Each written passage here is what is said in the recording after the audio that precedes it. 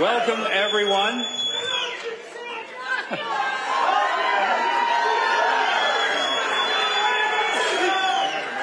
Well, it's too bad there's no in this crowd. We want to welcome everyone to this very special forum. Let me begin.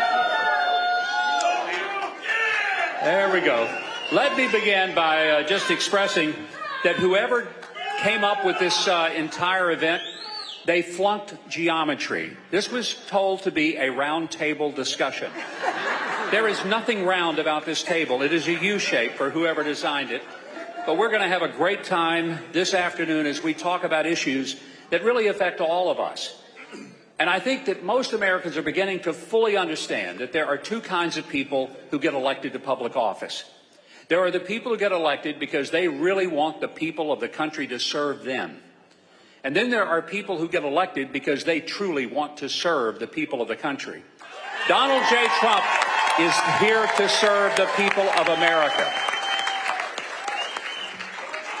Look, let me be honest with you folks. Donald Trump was not my first choice for president. I was my first choice for president. Would have been a good choice. But I was one of those 16 people that he obliterated on the stage back in 2016. But I'm going to tell you this. The moment I got out, there was never a doubt as to who I was going to support. And for 8 years, this has been my president. And I know you want him to continue to be your president. Great man. No one who has ever been president has had the courage to face down the extraordinary giants of opposition that he's had to deal with. And I'm convinced that next Tuesday, when he wins and becomes not only the 45th, but the 47th president of the United States, this is going to be a time that we can celebrate of once again having a president that listens to the people rather than demands that the people just listen to him. And he serves us and works for us. A bottom-up government rather than a top-down government, and we're long overdue for it. That is for sure. Well, this afternoon, what a privilege to be here with 7 distinguished people from Southeast Pennsylvania, and also Congressman Lee Zeldin, the distinguished former congressman from New York, who is one of the smartest and most articulate people that we have in our political system today. But we're going to get started with this opportunity to just discuss some issues with some of these folks who live right here in your area. And I want to start with Donald Clark, who is right down here to my left. I don't think that's his political position to my left, although I don't think you could possibly be to my right, Donald. Not possible.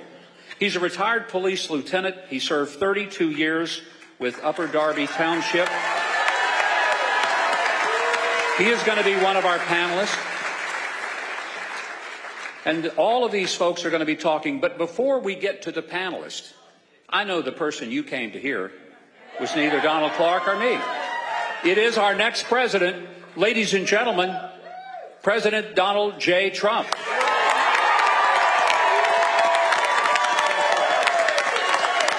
Thank you, everybody. Thank you. Thank you very much, everybody. It's great to be here. Yeah, this was supposed to be just a little group. We're talking about senior issues. There's a lot of people in here. Thank you very much. It's an honor. And I want to tell you, likewise, this man is a fantastic man. He has been from the day I met him, And he's smart, and he can be tough. Oh, he can be tough. He can be, you don't know that, right, Lee? We know. He can be a brutal guy, but always on the side of right. He's just a great guy, and he's been my friend. And I think we have never had we've never even had a spat, have we? With never. All the years, right? Not once. Very, very good man. And I'm not that stupid. I'm not going to fight with you. I love having him around, I'll tell you. I want to also thank, as you know, we have Congressman Lee Zeldin, who's fantastic. Almost did a big upset in New York. He ran against everybody's advice, and he pulled it. I mean, what you did was incredible. You showed it could be done, and maybe It can be done. We're going to find out in a few days. Because we had something the other night. It was incredible at Madison Square Garden. We could have filled it up many times. We could have filled that up, Mike, many times. We had it going down all the way down, the people all the way back, if you're familiar with it, all the way down to the Hudson River.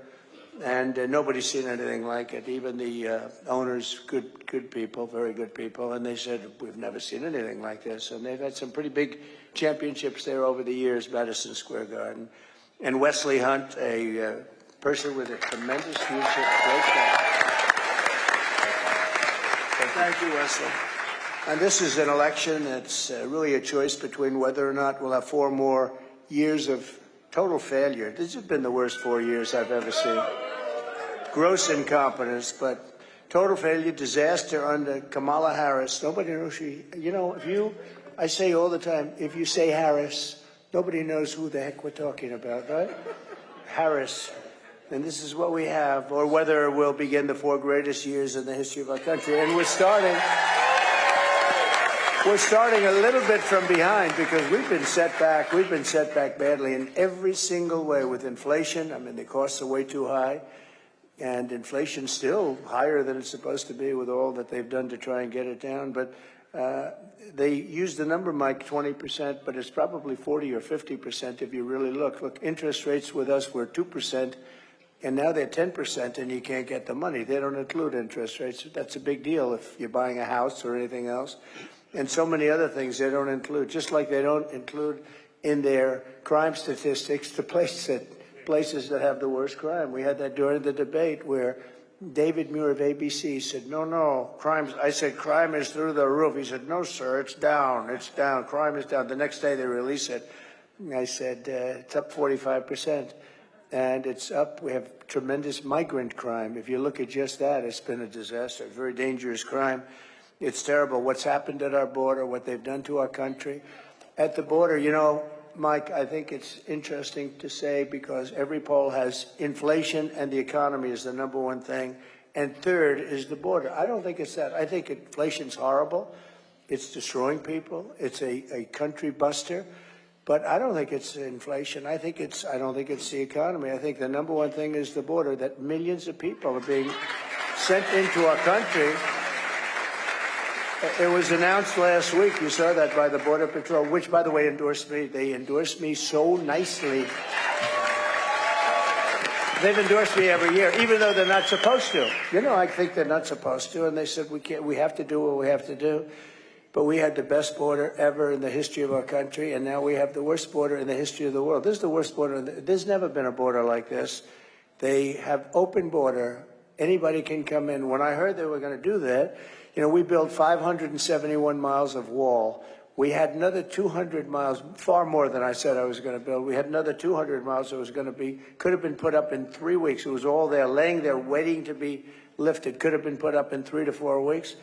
And they said, we don't want to do it. And I said, wow, that's strange. If they don't want to do it, that means they must really want open borders. But I can't imagine wanting open borders. Who would want open borders? But they want open borders. Who would want men playing in women's sports? They want it. Who would want transgender operations for almost everybody in the world? They want them. This is a sick group of people, I'm telling you. And there's a great evilness. We want to come together as a country, but there's a lot of evil there. There's a lot of, you'd say, why do they want it? And so there's basically 3 reasons. Number one is they're stupid, which they're not, because I can tell you in Lancaster County, which we know very well, they found 2,600 fake voter registrations. You heard that? It's a big story. Well, where is it now? I think we have a very good DA, and he's probably going to do his thing, and I hope he will, but it's all written by the same hand. Okay, maybe that's just coincidence. Maybe everybody has exactly the same handwriting, right? So we just found that. That was one. And then we have in York, I remember York, easy to remember, because I used to lift weights for about a week. Then I realized I don't want to do it. I realized I don't like it, Mike. And York was the barbells and all that stuff. I think that's moved to China, along with a lot of other things. Well, maybe we'll bring it back. We're going to tariff the hell out of them. We'll bring it back. I'd love to bring it back. No, it's true. I like to build things. So I'm building a gym. I'm building this gorgeous gym up in my house, in the basement of my parents' house, and I'm putting it up. And I couldn't sleep at night. I was so excited. It was really beautiful. I'm really good at that. And then the barbells came, and I said, oh, this was no fun. I liked building the place. After it was built, they sat there for a long time. But I remember they came from York, PA, right? And it was big stuff. But the other reason, I mean, if you think, the other reason would be that they really would like to sign these people up to vote, right? And that's crazy. And the third reason would be they hate our country. Because who would want to have millions of people coming into our country? Many of them are murderers. Many of them are terrorists. Many of them are gang members from the street, MS-13, and almost worse. You know, the Venezuelan gangs are almost worse. And these countries are taking their prisons, and they're taking their prison population, putting them in buses, and bringing them to our border. Venezuela's got half their prison population has been brought to the United States of America and dumped like we're a garbage can, for their people. And these are rough prisoners. These are really rough people. These are not people that you want to say, oh, gee, let's have dinner tomorrow night. These people are tough and mean, and they're coming into our country by the hundreds of thousands. And we have over 21 million people in 3.5 years. If they ever got possession, and you know, we have a real problem. We have to take these criminals out of this country. We have to deport these criminals, and we're going to do it.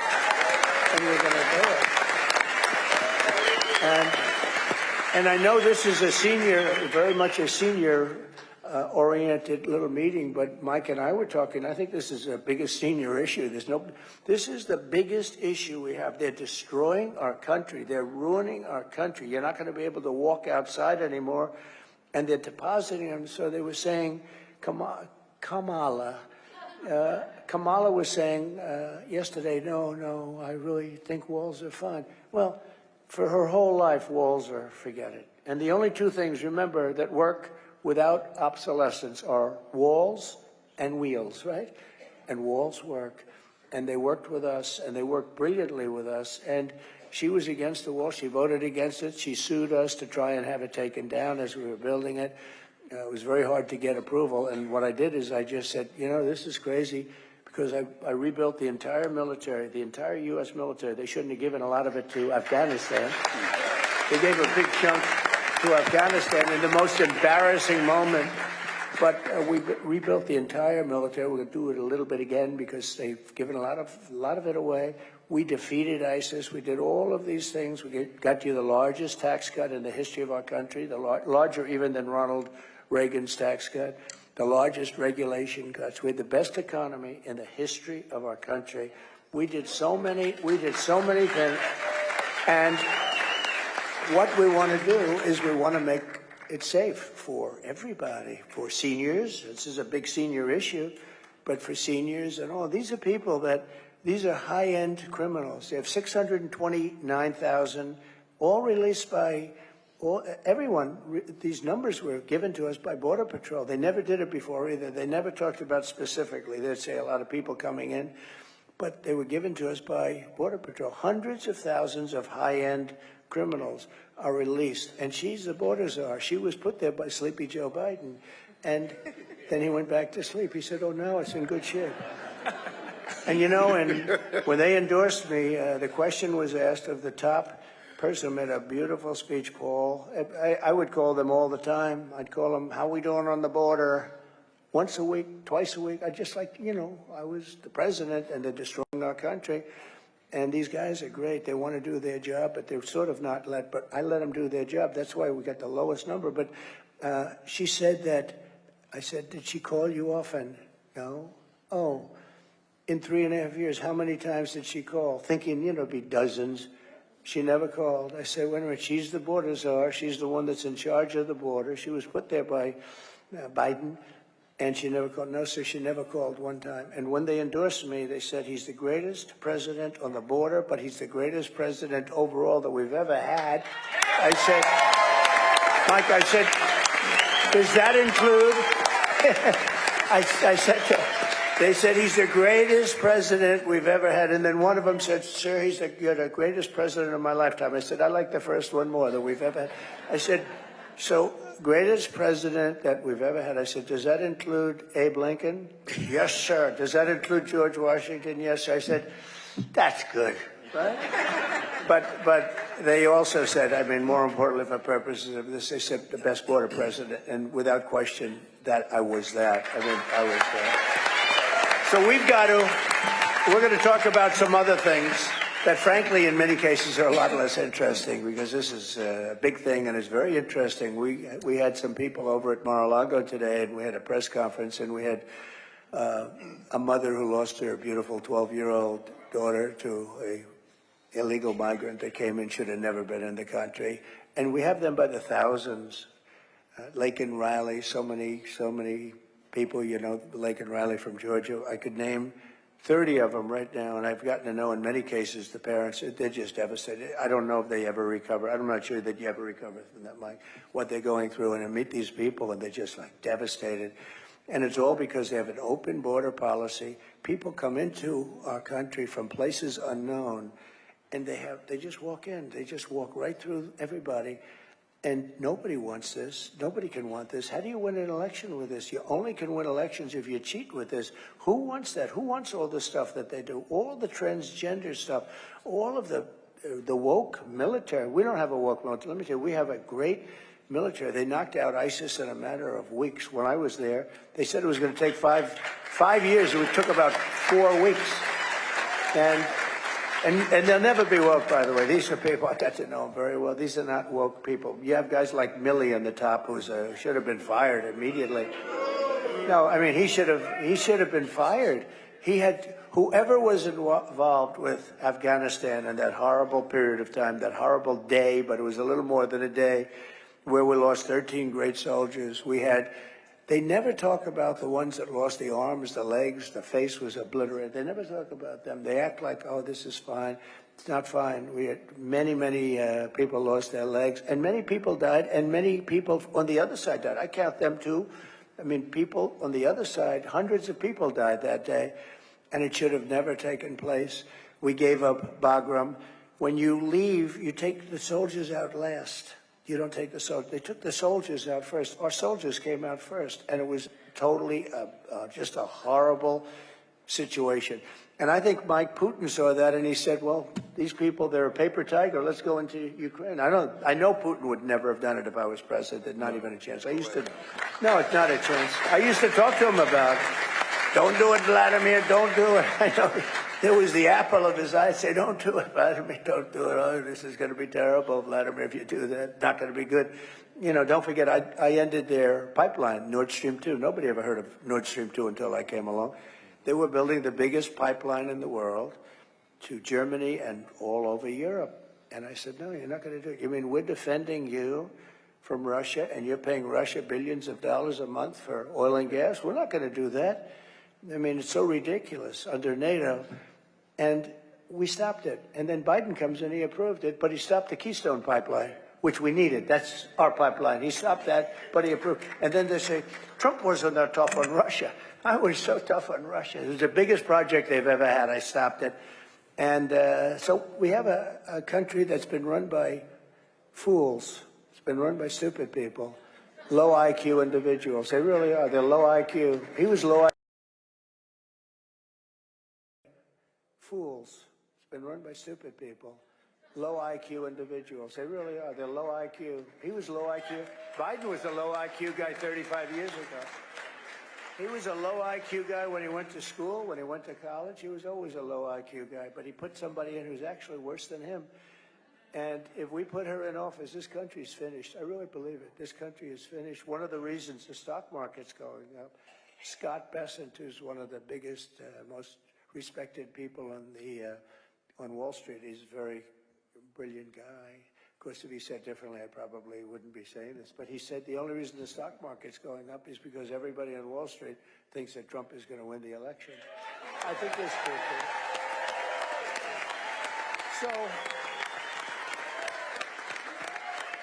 So we have to keep you safe. In addition, from a medical standpoint, Mike, we have to keep them safe physically from these people that are coming in. And we're going to do I mean, I don't like doing this, but we're going to do the largest deportation in the history of our country.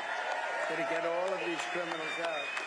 And it's not going to be easy. And, you know, I say that, and you know who has the record? Dwight Eisenhower. And I call him a moderate, but he hated to see people coming in from other countries and violating our borders. He was right, but he was a very big deporter. He deported people when they walked into our country. He'd take them out, and he has the record. And I don't. It's not a record that I want either. We all have a heart, but we have no choice. Now you have also, and you also have others. And we'll also finish that. No, we're going to put up sections of the wall that would have been put up in a matter of weeks. It could have. You know what they did with this wall?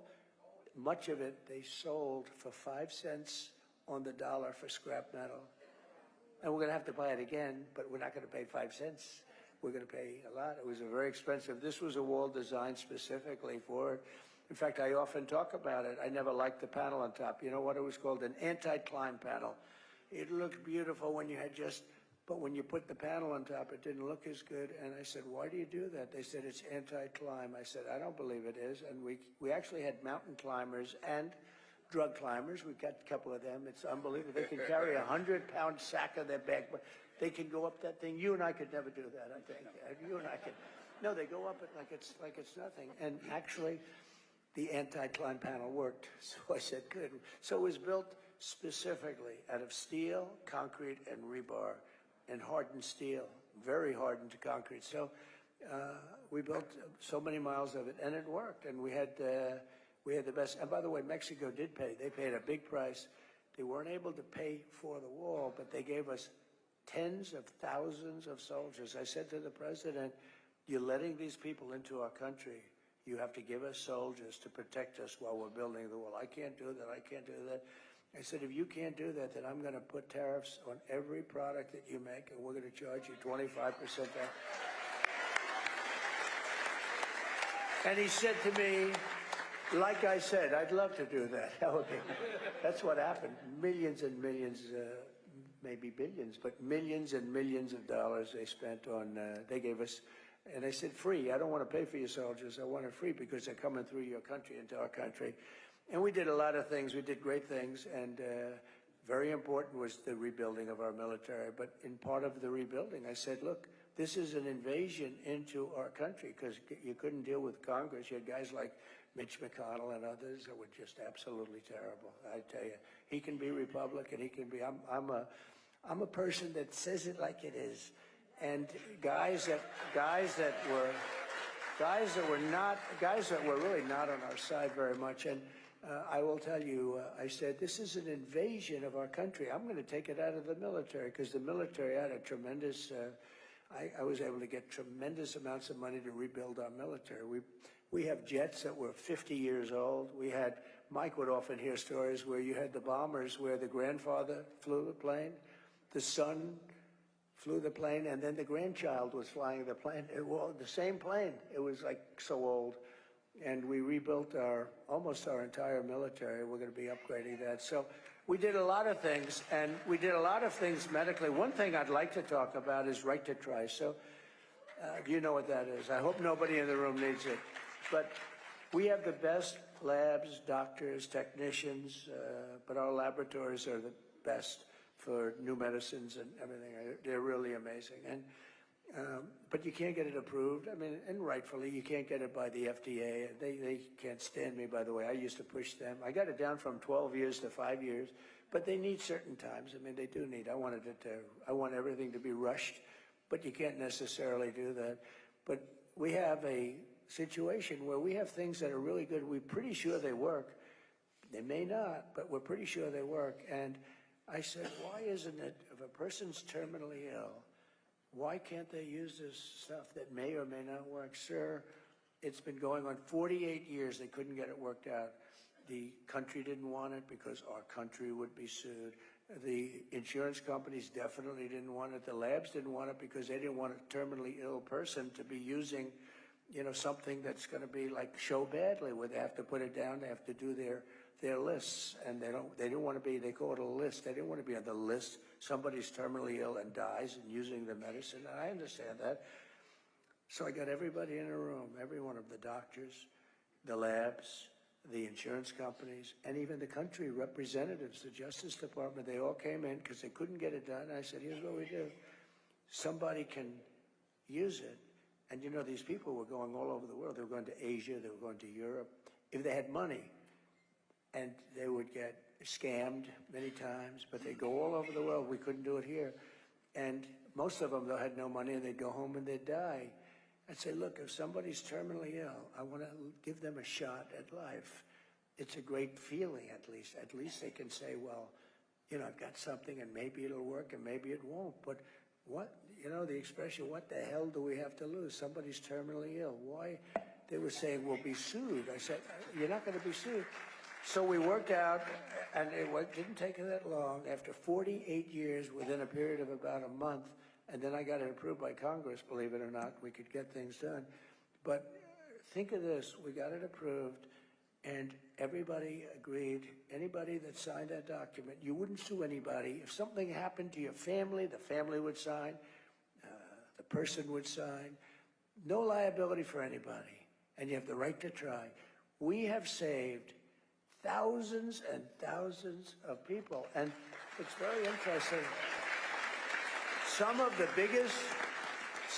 biggest proponents of it now are the people that fought it the hardest to get it, like the laboratories, the medical companies, because it actually showed that it worked. People are terminally ill, and in many cases they came back, they had absolutely no problems, they have no disease, they have no anything. It's called right to try. We did that. Nobody thought we could get it approved. We got it approved. They signed a waiver of liability, and which in business you sort of do. But I got everybody into a room. I said, we got to do this. And we've used, I have a person who works for me was saved because of that. A very great person that works for me was saved because of right to try. There was no medicine. There was nothing was going to work, but there was a space age something, material, you know, a medicine that they were going to use and that they did use, and it saved anyway. It saved millions of lives, all these different things that they're developing, and in some cases it doesn't work, but in many cases it does. I would say in many more cases it does. So Mike, we saved thousands and thousands of lives, and again, I hope nobody in this room needs it, but it's awfully good. It's awfully good. At least it gives you a hell of a shot, and it turned out to be really amazing. So I'd like to ask Mike to now take over and go around the room. I'd love to hear from Ed and Ted and everybody, and we'll see how we're doing, okay? Thank you very much. Thank you. It's a great honor. Thank you. Thank you very much. Well, Mr. President, you certainly just gave us a good reason to be happy about next Tuesday. You reminded us why you've been fighting for the people. And every one of these folks who are here at the table are here because they live in this area. They all come from different perspectives, but they have a unique understanding of what's needed in this country and why we need you to be back in the White House. And I'm going to start with Donald Clark. He's a retired police lieutenant. He served 32 years, and he did a variety of roles from patrol officer, field training officer, K-9 officer, was on the SWAT team. I think it's interesting, Donald, you were in the police business 32 years. You've been married 36. You might tell us which was the hardest of those two careers, but I want you to speak specifically. Don't do it. You can get yourself in trouble. He wanted to be cute. I've done that. Don't do it. Say, I love my wife very much. The police was... You'll be careful on this. Good answer. But speak to the issue of crime. Would you go back into police work today knowing the kind of challenges police officers face that maybe weren't faced then? And then as a retiree, how difficult it is to live on retirement income given the economy that we currently have? I'll be totally honest, I would not want to go back and work on the street again. I spoke with a lot of my colleagues, and the biggest thing that is really challenging now is it's burnout, the inability of retention and recruitment of the officers that we need due to the lack of respect and hatred towards the law enforcement prevalent in our big cities today. Coupled with that is the lack of support from administration, budget cuts, and the lenient and soft on crime policies of the district attorney's office in those cities. In turn, a trickle-down effect into the surrounding communities comes down from this. And just because Philadelphia has it, now all of a sudden Upper Darby has the same issues. And then with this, it's forcing law enforcement to do more with less. And the one thing I always told my officers when I was on in roll call was, everybody showed up to work tonight, everybody goes home tonight. And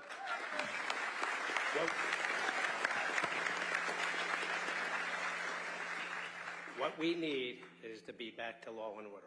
Yep. Right. Thank you.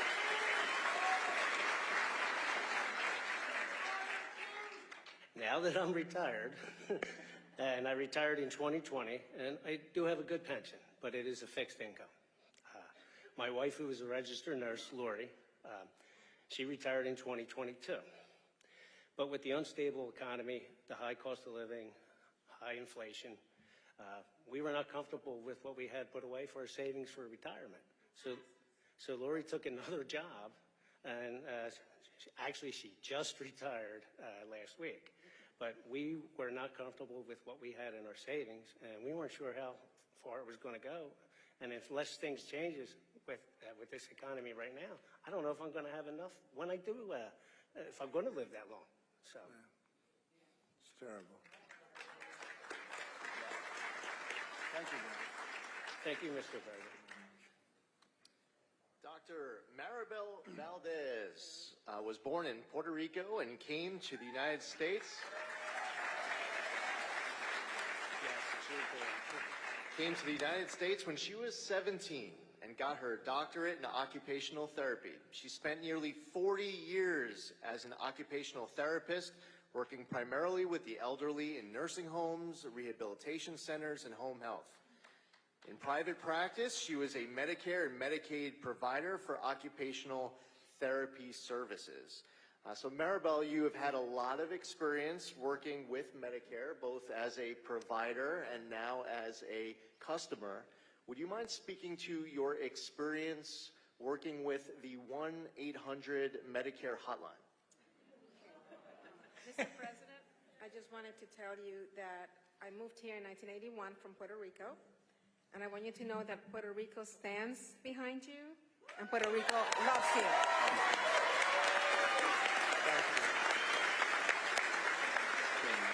Well, we love it.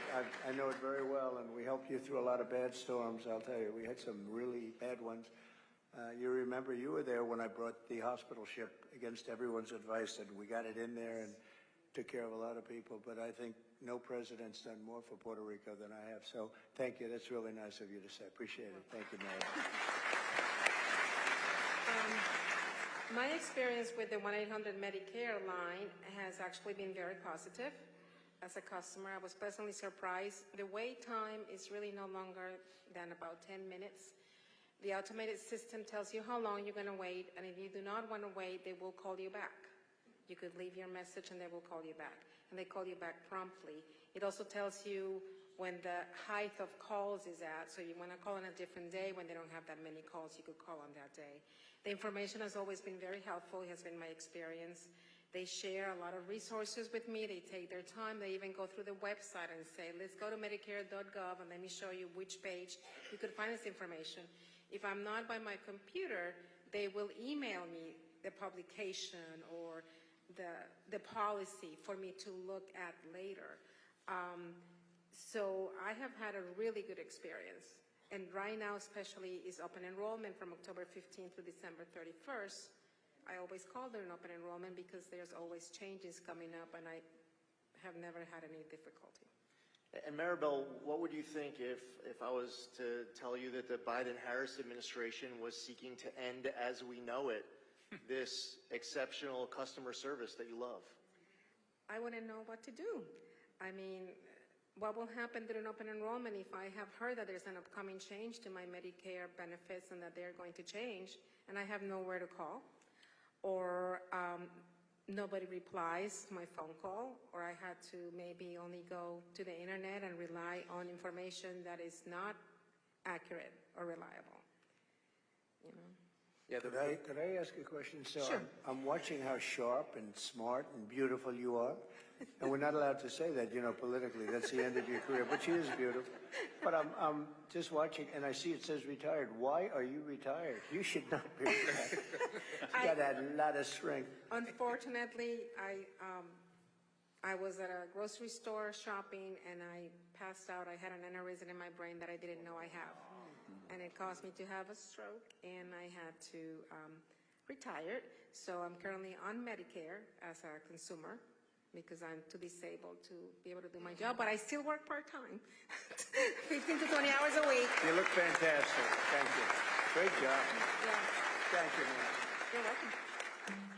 And Mr. President, as you know, the Biden-Harris administration's forced unionization of this critical hotline is going to hurt seniors to reward their big union bosses.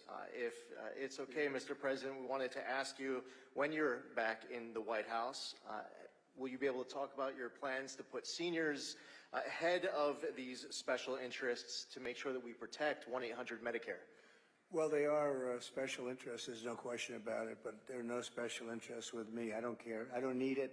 I don't need the money. I don't need anything. I want to do what's right. But Maribel's going to be my consultant. She's only the special interest. She's going to be my consultant. All right, you let me know. You know more than those guys that get paid a lot of money doing what you do, and you do it so well. It's really great. Thank you very much. Yeah, the answer is absolutely. We'll do what's right. Thank you, Maribel. You're welcome, sir. I love the idea that you're going to use her as a consultant. I think that's smart, I and like it's it. also one of the reasons that people recognize that you listen to people who are actually in the middle of something.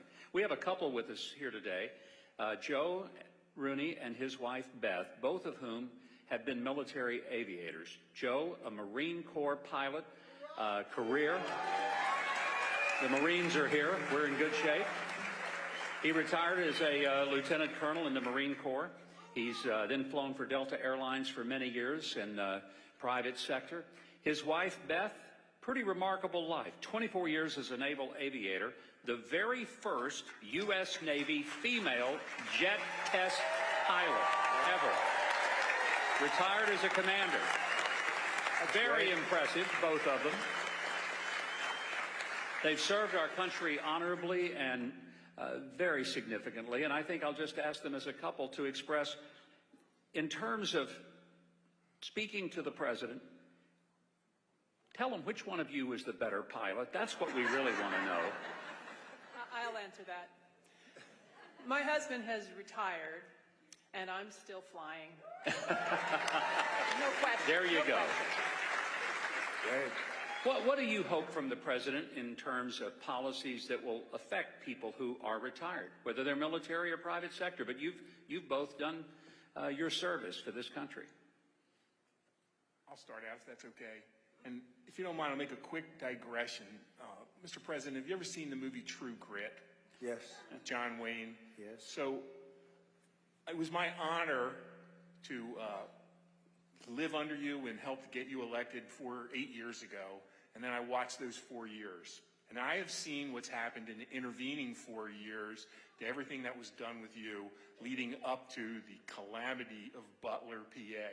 And I hope you don't mind me saying this, but you have true grit, okay? Thank you, Joe.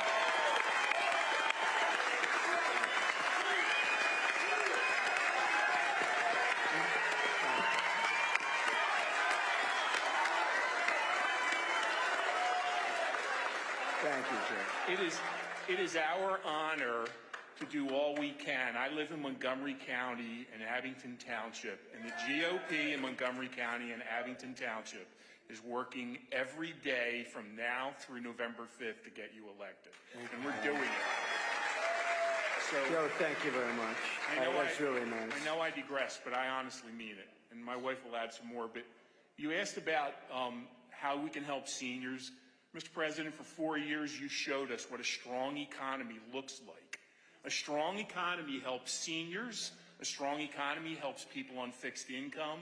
A strong economy helps people who are below the average amount of money or maybe struggling, and we have them in our own neighborhood.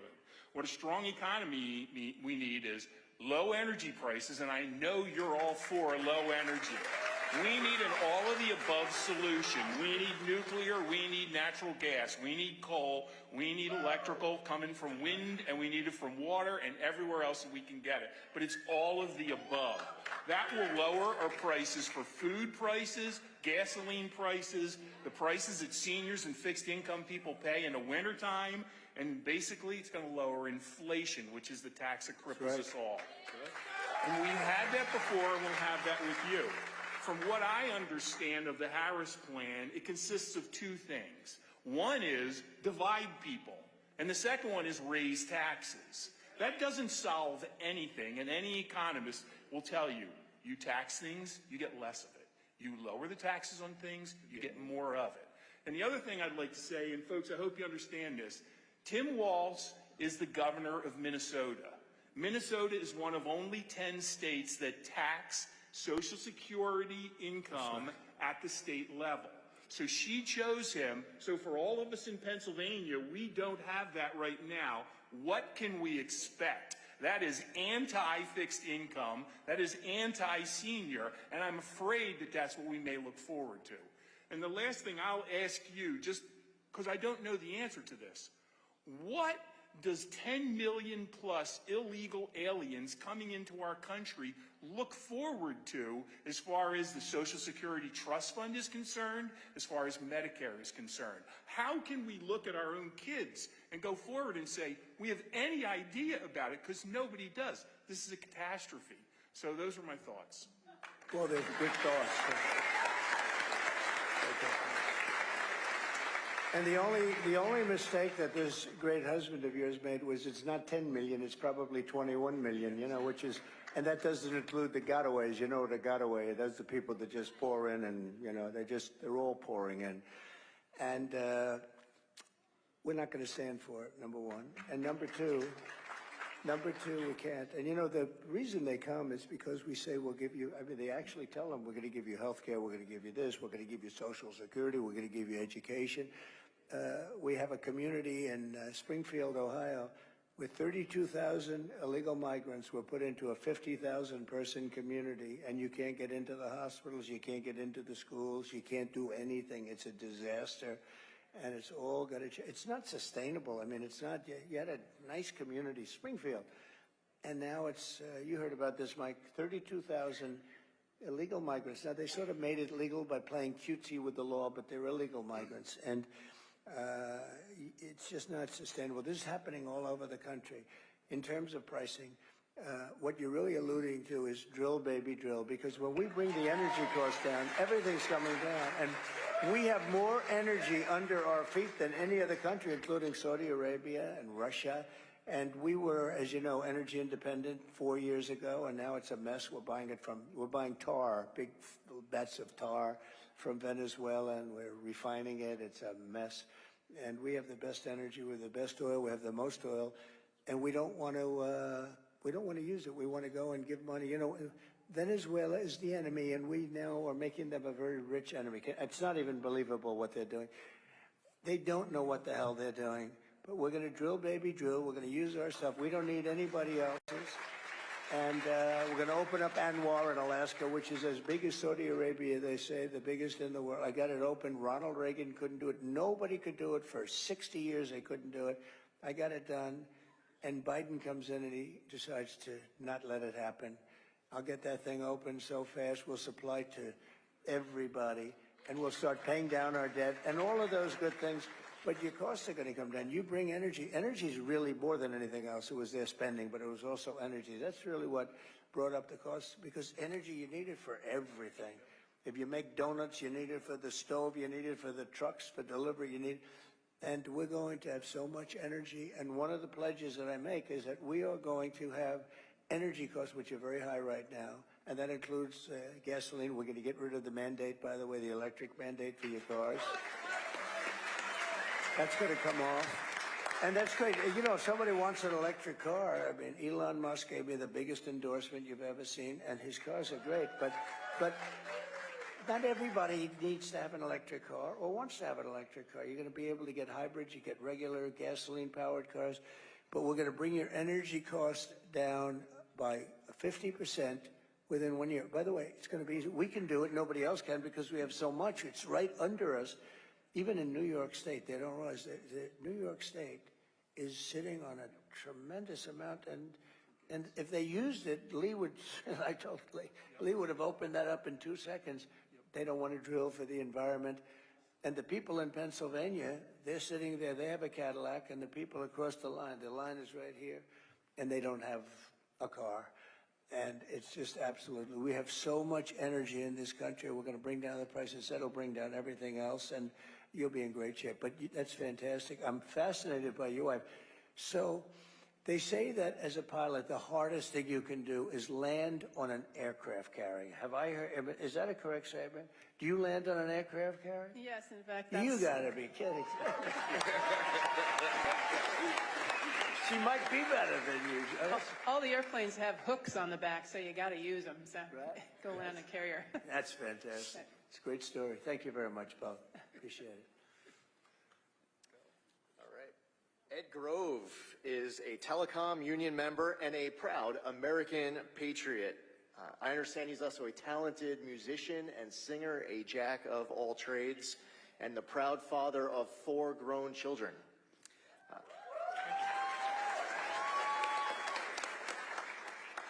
Ed, you're a longtime telecom union member, and we see a lot of unions acting far more political than they ever have in the past. And it's interesting that it seems like a lot of union leaders are not aligned with the rank and file. In your personal opinion, do you see this where union leaders, with regards to political matters, are in conflict with their leadership? First of all, thank you for having me. Thank Mr. you. President. Thank you very much, Ed. It's a great honor to be here. In my personal opinion, of course, I can't speak for the unions, but there is a silent majority. Political stuff we really don't care about. Being represented is what matters most to us. Personally, I just don't believe union bosses speak for all union membership. I support Donald Trump because he supports keeping manufacturing jobs in-house. Good. It was proven in your first term. Thank you for that. Thank you. You also take care of the American worker instead of going overseas or out of country to do so. Very much appreciate that. Thank you. Thank you very much, Ed. Very nice. I appreciate it. Lee is alluding to the fact that the Teamsters took a vote and 61%, this is nationwide, 61, 62% of them support Trump. Yes, they do. And they have a very good head. They have a man named Sean O'Brien who's a great guy. He's the head of it. And but he released those numbers, which is something I appreciated very much. And the firefighters, the same thing. They support me, the rank and file, so we have a lot of the unions beyond that. I think the auto workers in Detroit, we're going to bring back a lot of plants into Michigan. We're going to bring them back very fast. And you probably read, Mike, where I they were building a giant plant in Mexico, sponsored and owned by China. And I let them know, and that would have destroyed Michigan. This plant would have made as many cars as all of Michigan. This was going to be the largest plant in the world, and I let them know, you build that plant, and we're going to put the biggest tariffs on those cars you've ever seen. And, that was about 2 weeks ago. They've just announced they're not going to build the plant. That's a great thing. Isn't that good? Now, if they want to build it in the U.S., that's okay, Ed. If they want to build it, Mike, in the U.S., that's okay. But they're not going to build it in another country and send the cars in here and destroy all of that. That's what's happening. That's what's been happening for 50, 60 years. So they just announced, China just announced they're not going to build the plant. I'm very happy about that. Thank you very much, China. Absolutely. Thank you, sir. Great honor. Thank you. Mr. President, I want to introduce you to Dr. Kathleen McGuire. She is just to my right here. She has a very esteemed academic career in gerontology, but I think she brings something else to the table, not just the academic study of gerontology, but more importantly, she cared for her own mother for 2.5 years. And Dr. McGuire, if you could express, when you went from the academic side, studying and teaching others about gerontology, and then taking care of your mother, what were the big challenges, and what kind of assistance did you find from the government when you were trying to be the caregiver to your own mom? Thank you. I appreciate being invited here. The challenges were not being able to navigate the system, not knowing how to navigate the system. Yes, I taught the class, but it's different when it's your own family member. You can tell everybody else how to do this, make sure you give them resources here, but if you don't know it yourself, that's even more difficult. When you live that experience, living with my mom, and I'll tell you, it was very challenging, and I'll tell you a little bit about her history. What happened was that she was living alone in the Pocono Mountains, on a mountain, 100 miles away from family. She was a widow, trying to keep up her house. And according to the Department of Human Services, she was not able to get any assistance because she was not under the federal poverty level. Even though she was on a fixed income, getting Social Security, and she had an Advantage plan, which was also more money. She had one big asset, and that asset was her home. So she was asset rich and cash poor. All right? So it was difficult. She wanted to live there, and she wanted to die there, but it was more difficult. She had to make difficult decisions. Do I pay my taxes? Which she had to pay her taxes. She had to pay association fees. She had to pay utility bills with what, $1,400 a month maybe? She had to pay for food, maybe. And she had to come up with a decision. What do I do? Do I maintain my home or do I eat? She chose to maintain her home rather than her well-being. She decided, well, as her health deteriorated, we brought her back to my house in Bucks County, Upper Southampton, rather than Lower Southampton. Not far from Mickey D's where you were, yes. Right.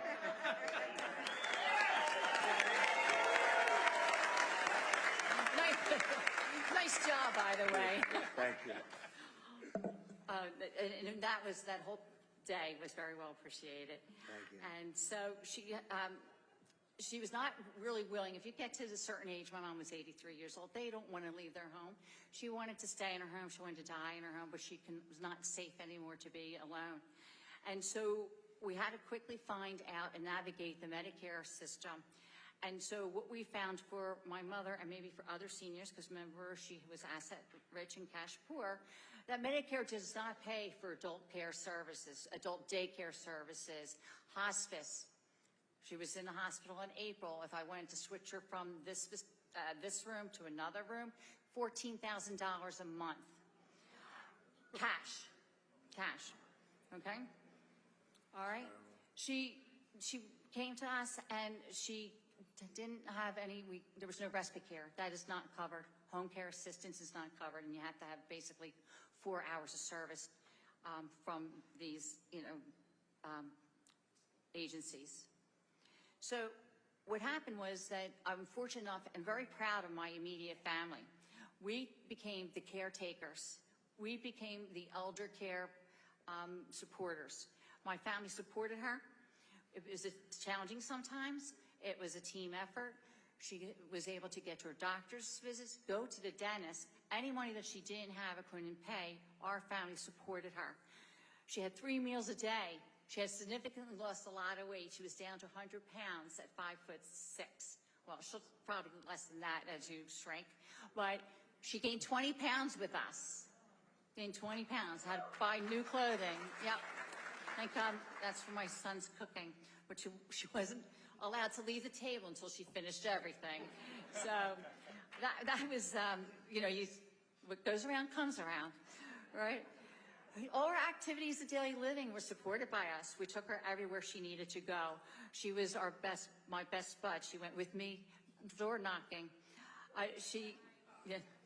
I had Very signs. nice, Yeah. isn't it? I knew I liked her. 83 years old, door knocking. Sometimes Very I'd nice, leave her in thanks, the car and I forgot that she was there. I was too busy talking. But she was with me, wasn't she? But the most important thing, because, okay, Medicare, we had a difficult time. She had her family, and that is who her support was. And unfortunately, it took 2.5 years for being assigned a case manager to help us. Did that work? After 6 weeks of being into a facility, she had passed away. And at lower than, probably about 100 pounds. But you know what? It's difficult to navigate this system. And it's difficult when you need help and assistance because there's no one there to help you. And I'm very proud of my family for that. So asset rich and cash poor. What did they do with the house? What happened with the house? Oh my gosh. Well, I was showing somebody pictures earlier. See, I'm in the real estate business, so it's always interesting. Yeah. My mom, she lived in the Poconos, and what happened was I was there one day visiting my son in New York, and I came home, I noticed mold. There's black mold all over, and she was hiding it. So we had to take the whole roof off. You could look into the house, sheetrock off, everything off during the winter. And so her utility bills were $1,000 a month. So what did I say? She ended up with $1,400 maybe to $1,200, $1,000 for her utilities. What did she have left to pay for the rest of her bills? So as the work progressed, now insurance does not cover a new roof. Right.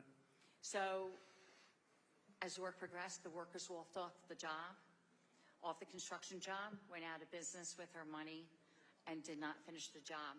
So the house now is sitting there. Not sitting there, we're going through her things, which is the worst, horrible thing to have to go through. Going through her things, and we're going to have to put it up for sale.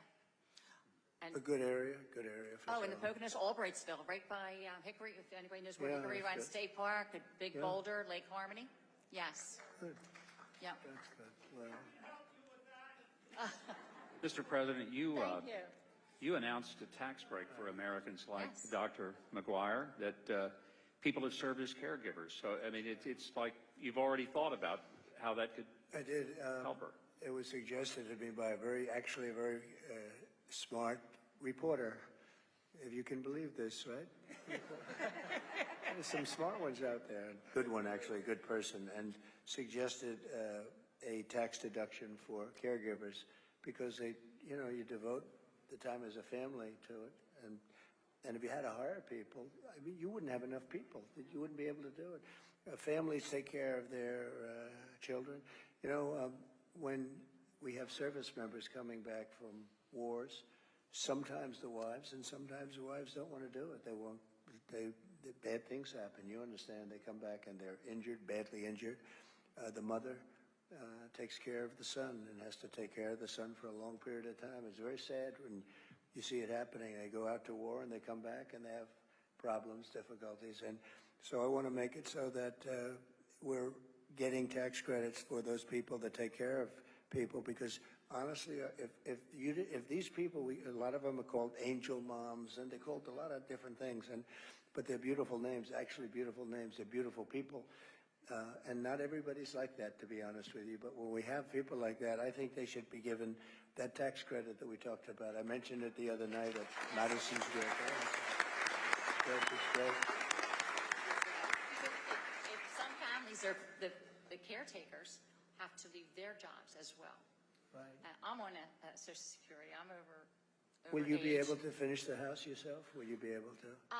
My husband, who's behind me, and my children will probably finish the work, and we're trying to. Well, if you need a little extra, am I allowed to do this? I will, because I'm not in office now, so I could do it. But you'll come to me a little bit, okay? You'll call up Mike Wilson. So if you need a little extra, we'll help you out. Okay? All right? You left, and I'll have him be the guy to figure it out. All right? All right, Mike? That's a beautiful story. Thank you very much. Thank you. Lovely. You're a lovely woman. Beautiful. Beautiful. Thank you. Appreciate I'm it. glad the pilots didn't give me any story like that, right? Huh? Thank you. Well, good luck with it. Beautiful story. Yes, thank you. I appreciate it. And grief is hard.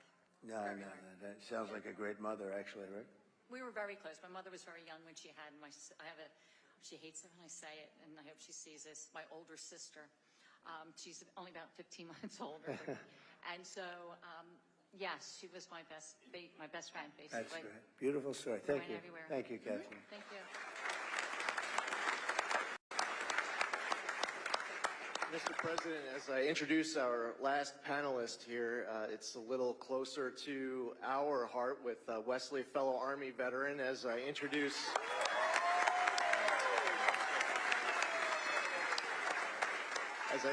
a fellow 82nd Airborne Division veteran, Ted Murphy. There are a lot of military branches up here well represented, but at this event that has a lot of seniors, we have one person in particular who is a member of our nation's greatest generation. He served in the Pacific from 1944 to 1946. Ed Buffman is here. Ed.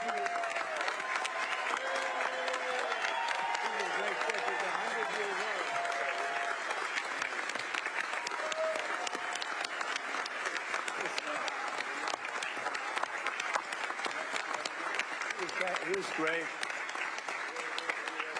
Thank you, Ed. I saw Ed backstage, by the way. He looks like he's like 60. Ed is great. He's got the best skin. I said, what do you do with your skin? It's so beautiful. Look at you. He's got good hair. He's got the whole package. Am I allowed to say your age? Am I allowed to say that? No. I don't say You'd be shocked. It's great to be with you. You are a character, too. He's got his beautiful wife. But you are really something. Thank you very much. Thank you.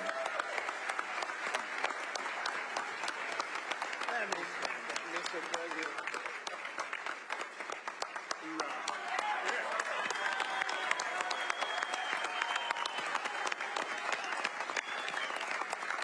Thank you. He's a great guy. Mr. President, it was an honor to be with you in Normandy for the 75th anniversary of D-Day, and I remember sitting filled with World War II veterans, and they were all hollering after you, trying to get your attention. The amount of love with all of these veterans there at that moment. I've had the opportunity, I signed up in the military when President Clinton was in office, serving with different commanders-in-chief. There has never been a commander-in-chief who has had the back of our military service members like President Trump.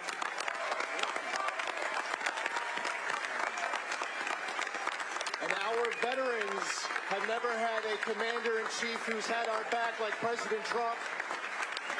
Thank you very much. Very nice. Thank you very much. And we need to get you back next Tuesday. Thank you very much.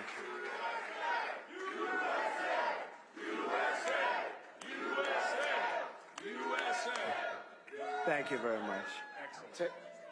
Ted Murphy comes from a family of military service. Ted has served his country in uniform in the U.S. Army, in government at the Department of Justice and Department of Homeland Security, as well as inside of the U.S. Attorney's Office in Philadelphia and with ICE National Security Law Division in D.C. He is one of the top immigration attorneys in the country. So Ted, as a top immigration expert and as a veteran, can you speak to the impact of illegal immigration on the safety of our citizens? Yes. Thank you for having us here today to listen to these important issues. As mentioned, I come from a family of veterans. I'm one of 7 siblings. 5 of us were active duty, 3 are retired military. My 2 sons are medically retired from the military.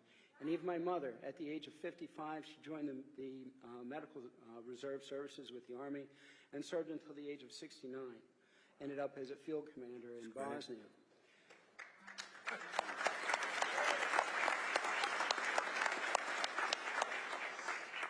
Included in that group are 4 paratroopers and 2 combat medics. And those are just the guys. The tough ones are my mother and my sister.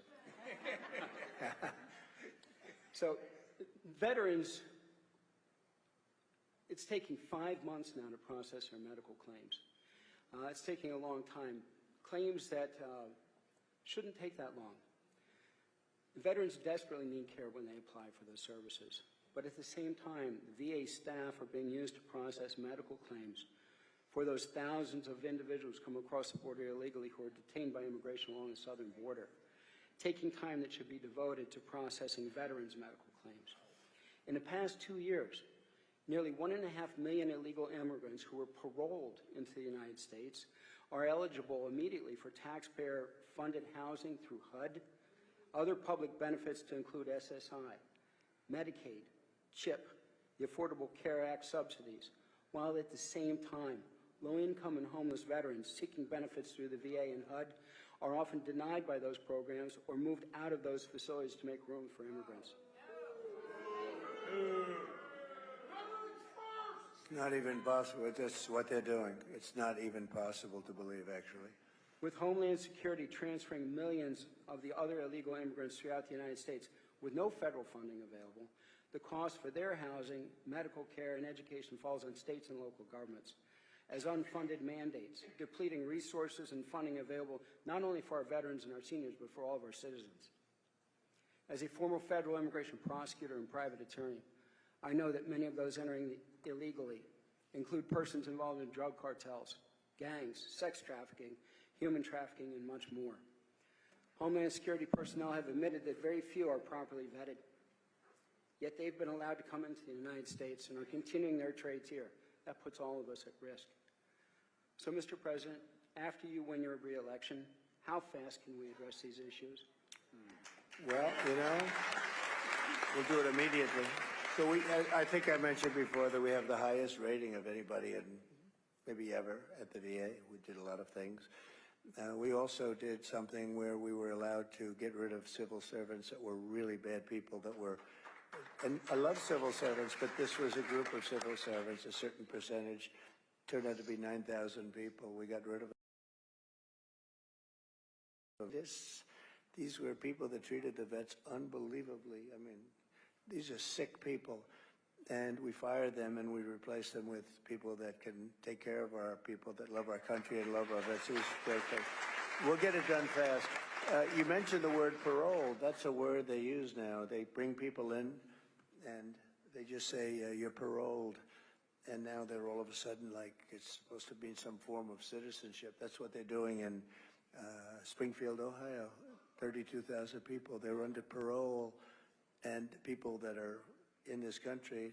And you take a look at, you know, they're putting a lot of the people that come in illegally. And some of these people are really, I'm trying to be nice, these are really rough people.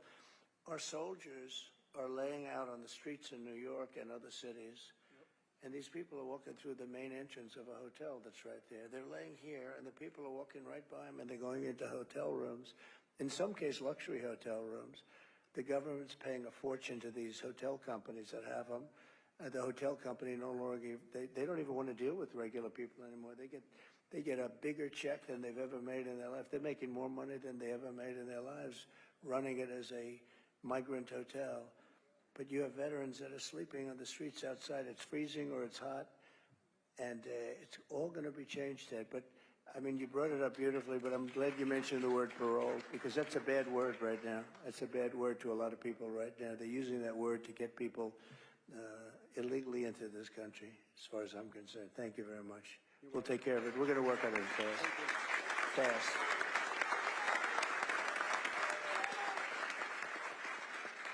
President, thank you so much for being here. Thank you for being willing to put yourself out there for us. You could have had such an easier life if you weren't doing this for us. You sacrificed so much. God bless you. Any final thoughts, Mr. President? Well, thank you. Now, first of all, you're a fantastic young guy, and he's a great lawyer, great everything, and a very successful congressman, and he's a friend of ours, and he's really been great, Mike. I know how you feel about him, but I appreciate it. And Wesley, likewise. You didn't get a chance to speak as much. I was going to say, let's let him speak for about a half an hour, because he's a very impressive guy, but he doesn't need to do that. Just to say that we're going to take care of things. We're going to do things. And, you know, you are right. I didn't need this. I could have been on the most beautiful beaches in the world. I could have had a wonderful life like some other people. I would have had the great, but you know, if I had it to do again, a lot of people say if you had it to do again, and Joe was nice enough to mention it was, I mean, they've been brutal, these people. They are horrible people. A lot of them are just absolutely horrible people that do not love our country. But if I had it to do again, would I rather be on the beach with the water, that beautiful salt water hitting me in the face, my white skin getting all nice and tan? Or would I rather be here with you in Pennsylvania, making sure that people aren't going to cheat on the vote? And I will take you and Pennsylvania every single day. I will do it. Now, and the reason is, Joe, and the reason is Lee and Wesley and Mike, and it's so great that we're all together because we've all been friends for a long time. But the reason is that we're going to make America great again. We're going to do something that nobody, you know, a lot of people were worried about our country. This country is in very bad shape. We're a failing nation. We really are. We're a nation in decline, as some people would say. But we are a nation in decline, and we're not going to be a nation in decline for long. We're going to turn it around very fast, and we're going to make America great again. And I want to just thank everybody, and it's a real honor. The spirit, you see the spirit, Mike, it's incredible. The spirit that we have right here. It's all over the country. And you know, there's a word called hope. People really want. We did great the first time. We did much better the second time we ran in 2016 than we ran. And as you know, we did much better. We got millions more votes, but there's never been anything like this, the spirit. And part of it is that, let's assume I haven't changed that much. I had these similar ideas and everything, but they see how badly our country's run. It's being destroyed by incompetent fools. And we're not going to let it happen. We're going to turn it around. We got to win. We got to win. We have 6 days to go, Joe. We got to win. So, and thank you very much. A great honor to be with you. Thank you. Thank you very much, everyone.